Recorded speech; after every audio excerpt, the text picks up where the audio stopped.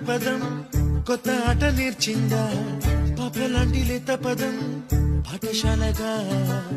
కూనలమ్మ జానపదం పల్లె దాటి వచ్చిందా చవళిల జానతనం పాట చూపగా కుంచెలో దాగే చిత్రాలు ఎదురొచ్చేలా